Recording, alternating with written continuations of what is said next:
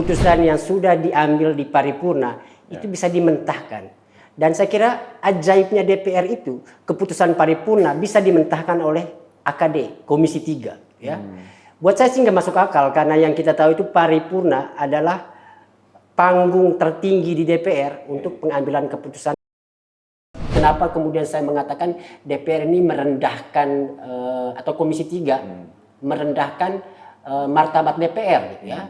Karena keputusan yang dibikin sendiri gitu ya, justru mereka sendiri yang membatalkannya. Saya nggak tahu dikendalikan atau tidak, tapi kita tahu betul bicara soal pimpinan DPR, bicara soal DPR secara keseluruhan, ya bicara tentang Padasku.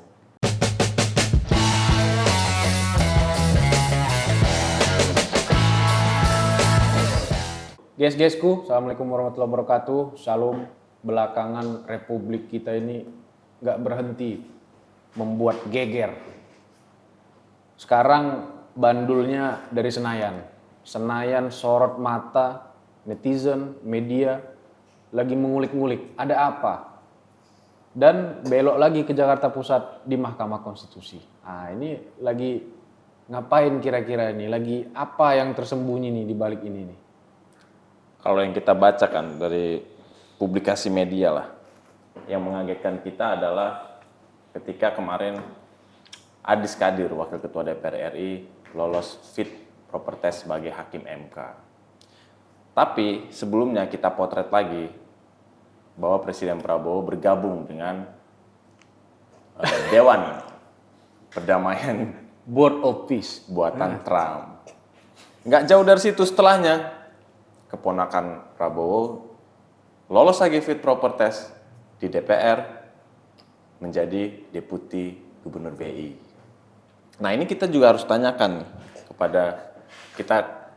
Terima kasih nih lagi-lagi Bang Lusius sudah tidak menerima pernah kami. bosan Ya, diganggu oleh torpedo. iya. Cuman kalau ganggunya sampai ke Amerika kayaknya nyerah kita. Tapi kan tetap fungsi DPR itu harusnya mempertanyakan itu pemerintah.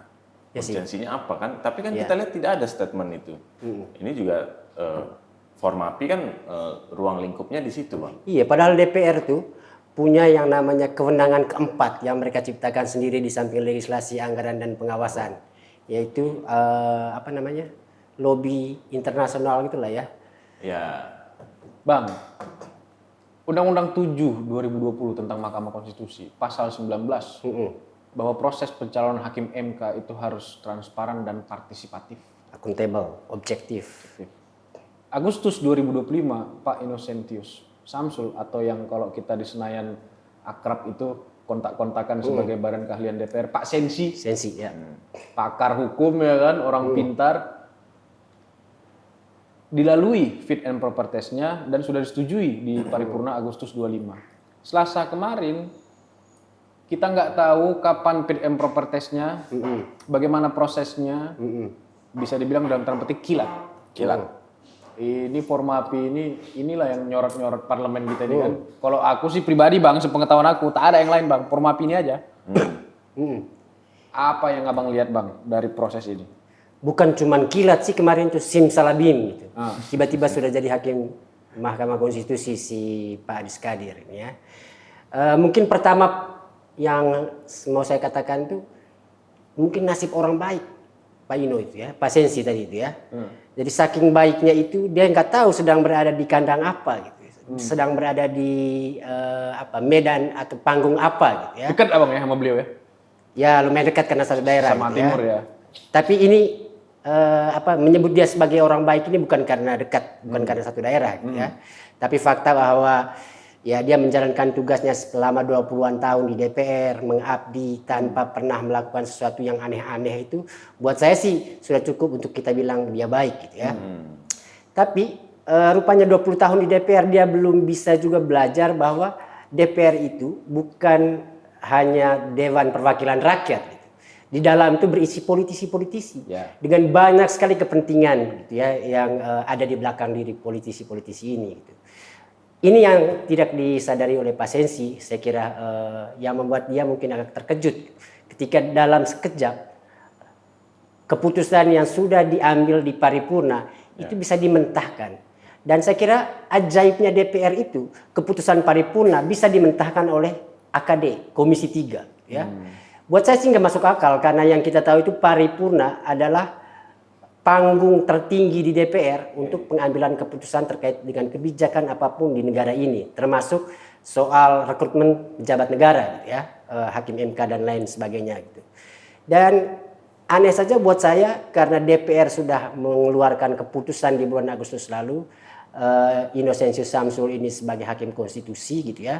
Dan sejak saat itu pula saya kira karena sudah ditetapkan di paripurna, itu artinya Pak Sensi hanya tinggal siap dilantik. Tanggal pelantikan itu tinggal seminggu lagi loh itu, tinggal 3 Februari, gitu ya.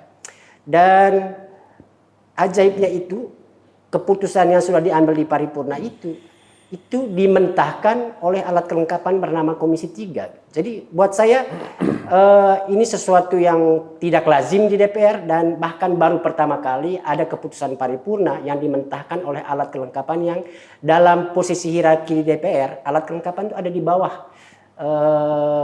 paripurna, gitu ya. Itu makanya di pembahasan undang-undang di komisi atau alat kelengkapan itu pembicaraan tingkat 1 istilahnya di undang-undang MD3.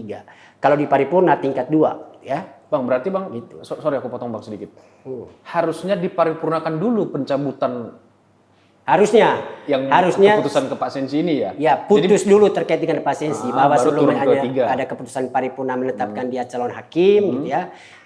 Ketika DPR kemudian punya rencana lain dan mau memberhentikan atau memutuskan pencalonan Pak Sensi ini, gitu ya, menuju ke pelantikan, maka ya harus paripurna dulu, agenda khusus memberhentikan Pak Sensi dari calon hakim konstitusi usulan DPR. Setelah itu baru kemudian Badan Musyawarah mengambil alih agenda, memerintahkan Komisi 3 untuk melakukan fit and proper test terhadap calon baru. Ya. Ini tidak semua terkait dengan penggantian Pak Sensi dan juga pengangkat atau penetapan Pak Aziz Kadir itu dalam satu paripurna. Itu juga ajaib, gitu ya. Bagaimana bisa keputusan Pak Aziz Kadir berhenti sebagai pimpinan DPR, keputusan pengganti Pak Aziz sebagai pimpinan DPR itu di paripurna yang sama semuanya, gitu. Jadi kalau secara administratif saya bingung aja, gitu ya. Beberapa aktivitas terkait dengan jabatannya Pak Aziz itu diputus dan dibikin baru dalam sekejap, dalam satu momen, gitu. Ya. Kalau misalnya proses itu dilaluin paripurna dulu, cabut dulu ya kan? Ya. Baru turun ketiga, jalan 1 hari pun nggak mungkin kan Bang? Nggak mungkin. Nggak mungkin. Itu dia. Pasti ada beberapa hari, karena kan kalau sudah dari paripurna dicabut status calonnya Pak Sensi yang sudah ditetapkan sebelumnya, itu artinya kewenangannya Bamus untuk kemudian menentukan agenda. Bamus lah yang memerintahkan Komisi 3. Komisi 3 itu nggak bisa mendapatkan mandat untuk fit and proper test calon pejabat publik. Itu dari dirinya sendiri, harus dari Badan Musyawarah, karena yang menentukan siapa mengerjakan apa di DPR itu adalah Badan Musyawarah. Gitu. Bang, ada nggak sih presiden di masa lalu itu di mana setelah orang fit proper and test batal, kemudian ada paripurna lagi untuk menguatkan calon yang baru? Kalau seingat saya dulu ada tuh fit proper test, lulus sebagai Kapolri, tapi itu Pak BG ya, tapi kan bermasalah di KPK, makanya ada fit proper test lagi. Ada nggak sih presiden selain itu? Kalau itu kan yang membatalkannya itu memang ada faktor di Pak BG-nya sendiri waktu itu, ada proses lain di lembaga lain, gitu ya. Dan itu dari presiden waktu itu, karena presiden yang mengusulkan ke DPR nama BG. Ya. Barang ini nggak ada angin nggak ada hujan. Ini kan DPR punya orang sendiri, dia yang usulkan, dia yang cari Pak Sensi ini, gitu ya, untuk menjadi calon hakim konstitusi, gitu ya. Dia yang membahasnya, melakukan fit and proper test, lalu kemudian mengatakan layak sebagai calon hakim konstitusi, lalu paripurna penetapan, gitu ya. Jadi ini bukan calon yang disodorkan oleh presiden. Justru disitulah kenapa kemudian saya mengatakan DPR ini merendahkan atau Komisi 3 merendahkan martabat DPR, gitu ya. Karena keputusan yang dibikin sendiri, gitu ya, justru mereka sendiri yang membatalkannya. Orang-orang yang sama yang pas Pak Sensi diminta persetujuannya di paripurna mengatakan setuju, Dan setujunya DPR sekarang itu setuju seperti setuju anak-anak TK gitu ya. Teriak rame-rame setuju. Bahkan saya curiga, jangan-jangan ada yang nggak mendengar pertanyaan gitu. Ini minta persetujuan apa? Tapi rupanya anggota DPR sekarang itu tiap kali ada pertanyaan, kayaknya yang mereka tahu itu jawabannya harus setuju aja. Jadi tidak ada pilihan tidak setujunya di ruang paripurna sekarang ini. Dan di situ lucunya, orang-orang yang sama yang meneriakkan waktu itu kata setuju untuk Innocentius, orang-orang yang sama sekarang menyatakan setuju juga pada Pak Adi Skadir. Tanpa pernah mengatakan kepada Pak Sensi, kenapa kemudian mereka tiba-tiba tidak setuju, dan tidak setujunya itu nggak pernah dibilangin langsung kepada Pak Sensi. Gitu. Ini kita di media juga tunggu-tunggu kan, apa sih reaksi Pak Sensi pasca pergantian ini gitu loh. Kalau analisa Abang, langsung aja straight to the point lah Bang, apa motifnya ini Bang? Saya kira sih ya pasti perebutan kekuasaan lah ya. Oke. Kita bicara soal DPR dan ini tentang soal rekrutmen pejabat negara.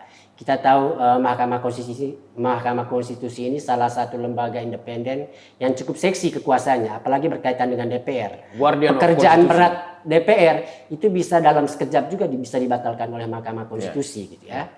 Jadi saya kira sih ya karena kuasa dan wibawa MK itu maka banyak orang yang kemudian bermimpi jadi hakimnya gitu ya. Tapi di samping itu saya kira bukan cuma faktor Mahkamah Konstitusinya dan kewenangannya atau fungsi Mahkamah Konstitusi gitu ya. Tapi saya kira ada kepentingan tersembunyi dari elit politik gitu ya. Bisa dari partai politik. Dalam hal ini kita tahu Pak Adis itu adalah orang Golkar gitu ya. Mungkin Golkar punya kepentingan. Ada agenda yang kemudian sedang disiapkan Golkar yang dia tahu ujung-ujungnya itu keputusan akhirnya itu ada di Mahkamah Konstitusi. Ya, tanpa ada orang yang kemudian bisa memastikan, mengamankan kepentingan Golkar itu di Mahkamah Konstitusi, ya mungkin akan beresiko bagi Golkar. Sehingga dia perlu ada orangnya yang kemudian bisa ditempatkan jadi hakim Mahkamah Konstitusi. Gitu ya.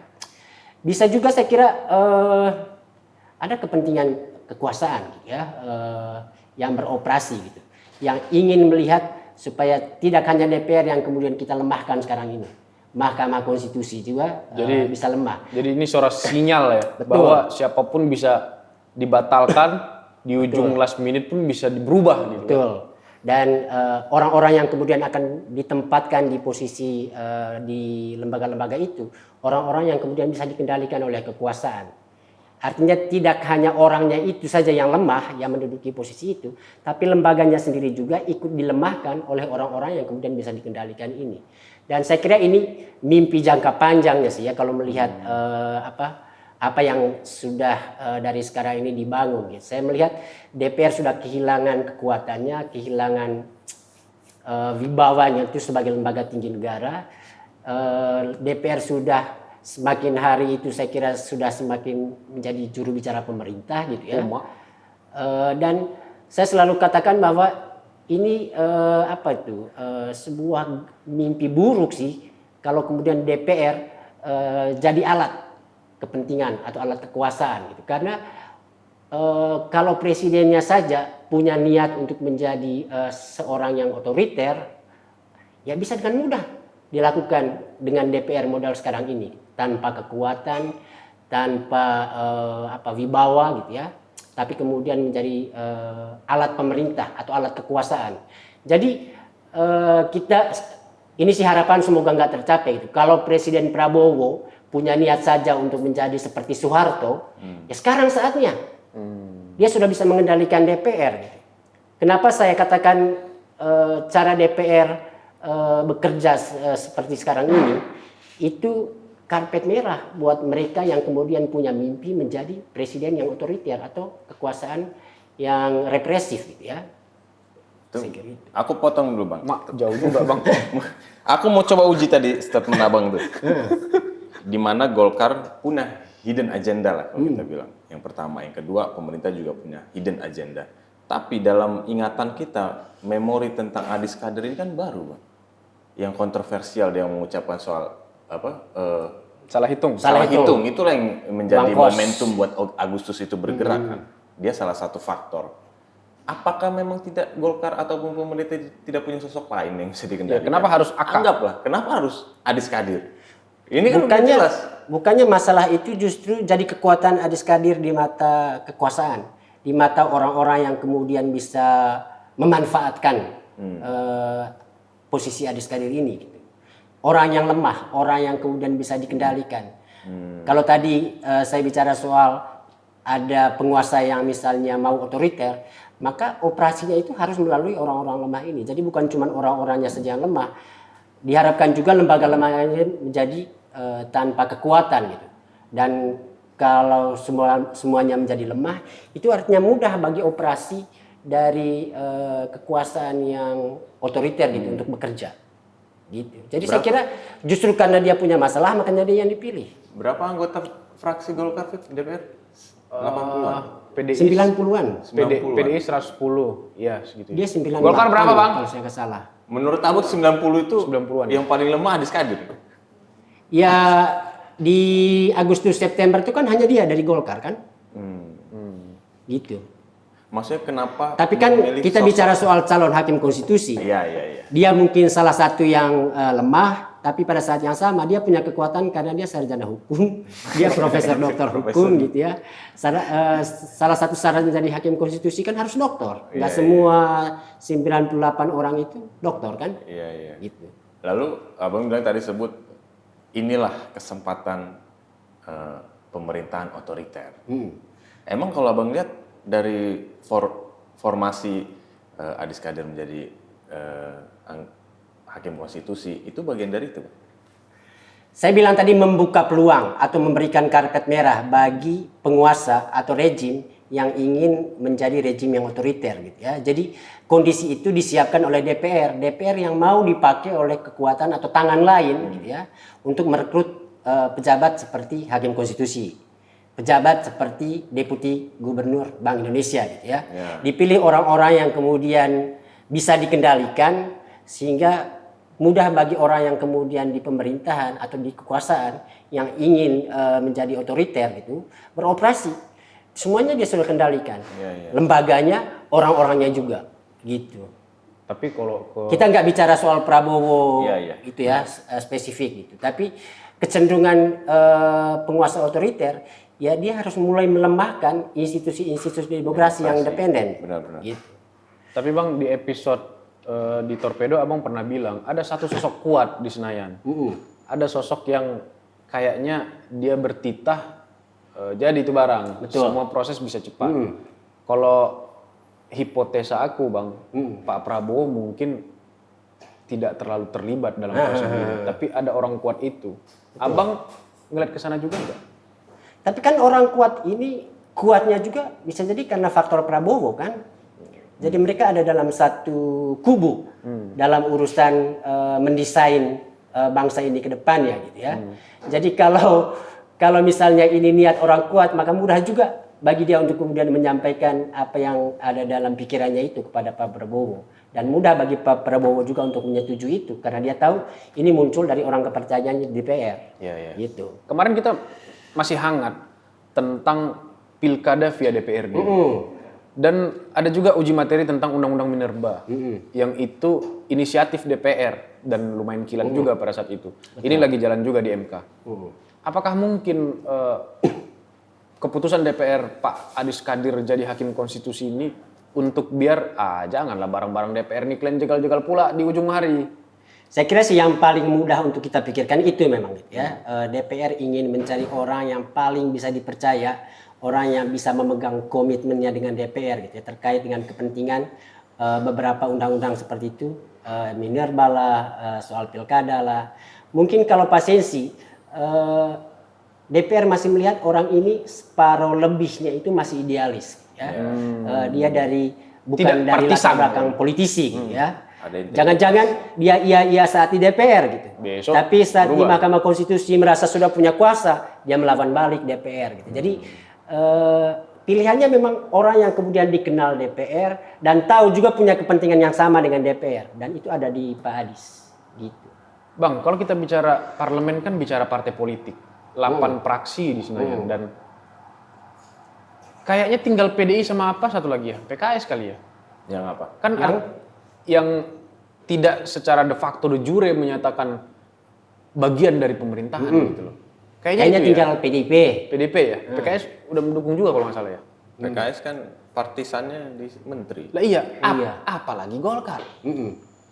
Lah maksudnya untuk mengendalikan Senayan kayaknya nggak sulit. Gitu loh. Jadi keputusan eksekutif pasti akan diamini toh. Betul. Kenapa harus merambah sampai ke MK gitu?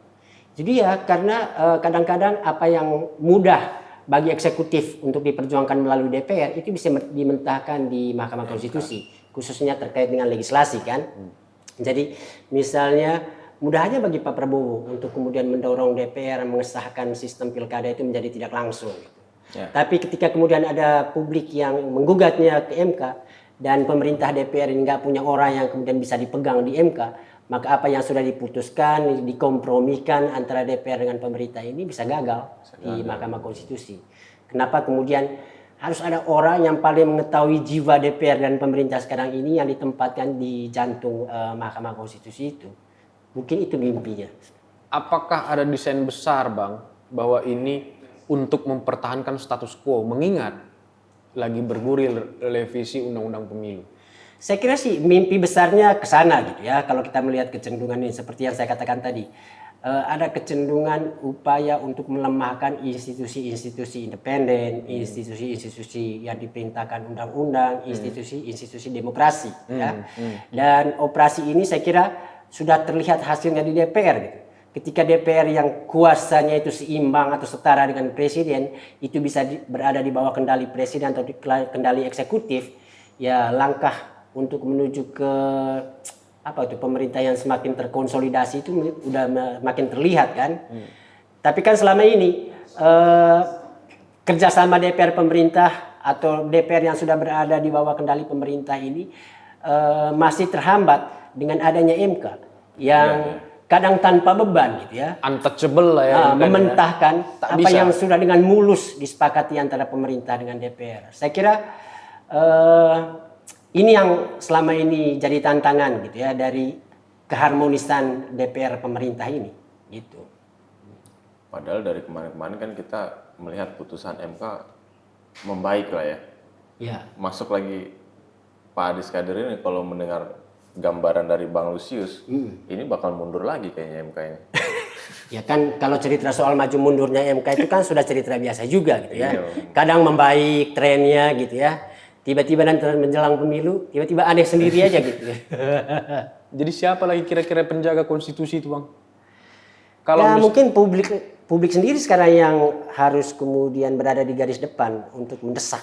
Loh kritikus influencer yang menyorot penanganan bencana dapat teror. Di mana lagi harapan untuk terjadinya keseimbangan ini Bang? Iya, saya kira sekarang ada di publik sendiri sih.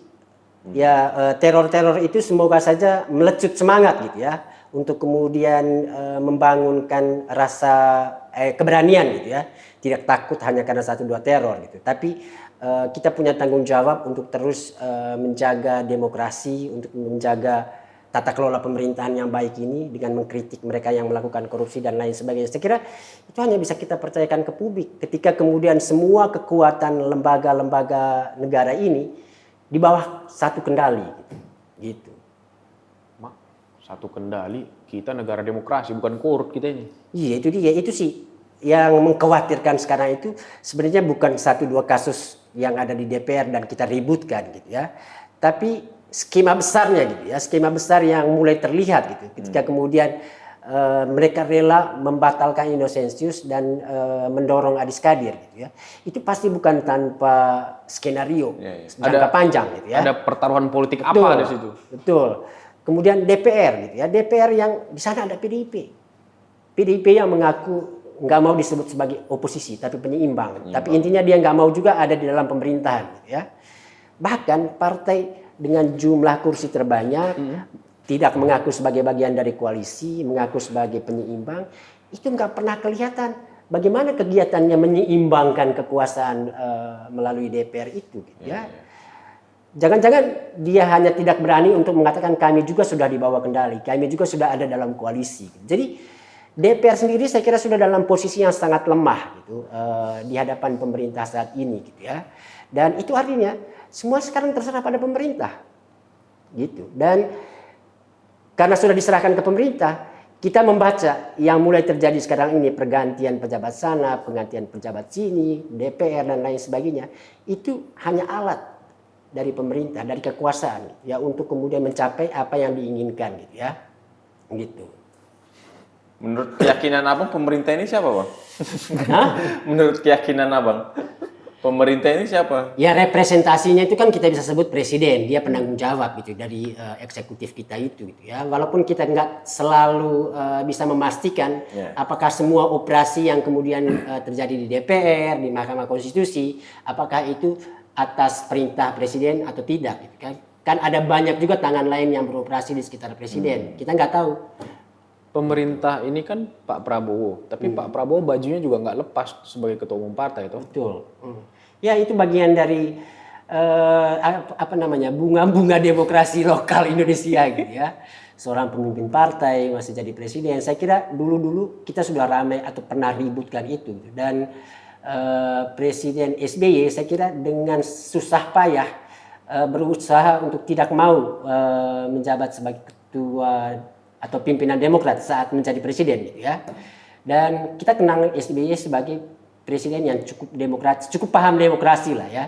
Walaupun ada banyak juga kritik terkait dengan tata kelola pemerintahan saat dia berkuasa gitu. Tapi di zaman Jokowi kan semuanya udah menjadi kacau balau gitu ya.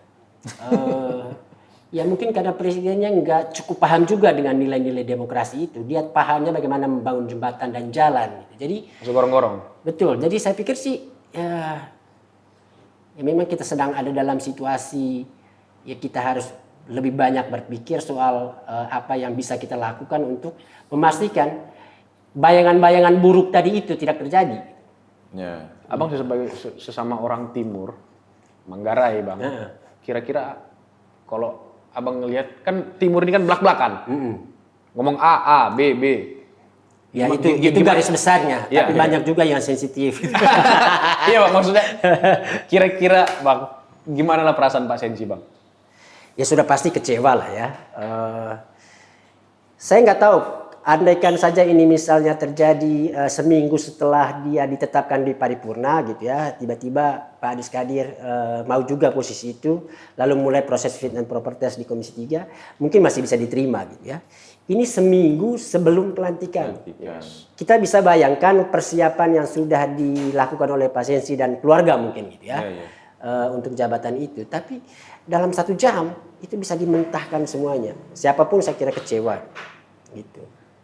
Apalagi posisi sebagai kepala BKD-nya Pak Sensi, Badan Keahlian DPR itu kan sudah diserah terimakan ke orang lain.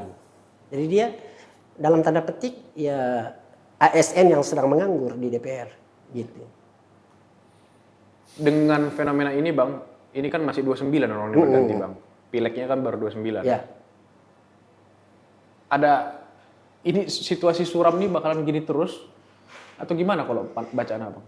Ya sangat tergantung saya kira dari apa namanya ketahanan publik gitu ya untuk kemudian menganggap ini masih biasa-biasa saja gitu ya. Kalau publik kemudian merasa kayaknya kecenderungan kok dari hari ke hari semakin buruk aja nih praktek kekuasaan yang terjadi. Ya mungkin akan terjadi lagi seperti yang di bulan Agustus atau September 2025 lalu. Oh, Abang ngeliatnya ke sana ya? Ya saya pikir ini bisa dengan mudah kita bayangkan gitu karena ini kan muara dari kekecewaan kalau yang terjadi di Agustus atau September gitu. Ya, kita tahu sejak Agustus September itu ada banyak harapan yang diberikan oleh publik kepada DPR dan juga pemerintah untuk merubah diri gitu ya. Mungkin publik sekarang ini sedang dalam tahap persiapan untuk mengevaluasi apa yang pernah disampaikan sebagai pesan reformasi di Agustus September lalu, sejauh mana itu sudah dilakukan. Tapi kan yang kita lihat justru bertambah parah nih prakteknya gitu. Dari apa yang pernah dilakukan dan jadi pusat kemarahan publik di Agustus dan September. Ini malah semakin buruk yang terjadi di DPR dan juga di pemerintahan.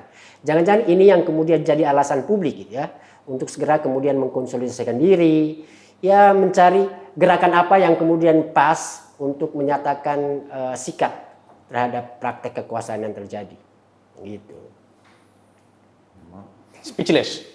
Iya. Gitu. Bang, pertanyaan terakhir Bang. Ini komposisi pimpinan berubah. Orangnya yang merubah. Iya, orangnya berubah, partainya kan tetap sama, Tetap sama. berdasarkan urutan ini pemenang pemilu. Ada nggak analisa abang bahwa jangan sampai ada matahari kembar di Senayan? Karena ada 2 profesor kan, Ya, ada 2 juga perempuan ada 2 juga perempuan. di pimpinan. Saya kira sih selama yang kita dari tadi kita jelaskan bahwa DPR itu sudah selesai dalam tanda petik gitu ya.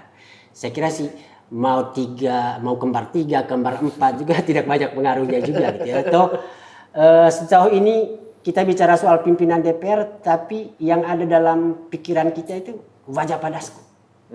Gitu. Padahal dia kan wakil ketua DPR, ya masih ada ketua DPR-nya. Tapi yang justru kita rasakan betul-betul bekerja sebagai ketua DPR itu justru Pak Dasko. Ya, jadi saya kira kembar-kembar itu nggak ada lah selama masih ada Pak Dasko dan belum ada yang kemudian mengganggu kekuasaannya Pak Dasko itu. Gitu. Paten bang? Berarti DPR ini dikendalikan itu? Wajah itu, Bang? Saya nggak tahu dikendalikan atau tidak, tapi kita tahu betul bicara soal pimpinan DPR, bicara soal DPR secara keseluruhan, ya bicara tentang Pak Dasko. Itu yang ini mungkin lebih banyak keperasaan karena pimpinan ini kan tugasnya itu sebagai juru bicara. Dan hampir semua kebijakan yang melibatkan DPR ke publiknya itu disampaikan oleh Pak Dasko. Ya, yang ecek-ecek doang kasih ke pimpinan lain. Gitu. Tapi kalau yang urusan-urusan isu-isu strategis, krusial dan lain sebagainya, Pak Dasko yang bicara. Tapi kita nggak mau ngotor ya Pak Dasko mengomentari soal Pak Diskadir ini. Iya, malah yang komen itu. Pak Dasko yang belum komentar, gitu ya. Jadi dia juga nggak hadir di paripurnanya. Jadi bisa jadi sudah setting sejak awal juga agar tidak muncul komentar yang aneh-aneh, nggak usah hadir aja di paripurna. Supaya kalau wartawan nanya, oh saya nggak ikut ambil keputusannya. Malah Kang Saan kan karena dia profesor hukum. Kang Saan. Saya kira ini strategi aja sih, strategi aja gitu ya. Tapi mau dia nggak hadir di paripurnanya, mau dia nggak berkomentar di media juga soal Adis Kadir ini, kita tahu di balik semuanya ini ada Pak Dasko, gitu ya. Gitu. GS-GSku, lagi-lagi bersama Bang Lusius meledak-ledak. Demokrasi itu menghendaki pergantian kekuasaan. Maka kalau ada anasir ini soal pertaruhan kekuasaan, mempertahankan status quo, kita tunggulah zaman yang akan merubah itu. Kita berharap demokrasi, suara-suara kritis seperti Bang Lusius tetap Bang. Semoga aja. Teman-teman pers juga, para influencer, karena republik ini bukan milik 1-2 kelompok. Awak pun beli rokok pun kepotong juga nyawa. Dan andalan kita untuk merubah situasi dan kondisi itu ada pada itu pers, masyarakat sipil, dan juga influencer-influencer itu. Kita ketemu di torpedo berikutnya. Assalamualaikum warahmatullahi wabarakatuh. Waalaikumsalam warahmatullahi wabarakatuh.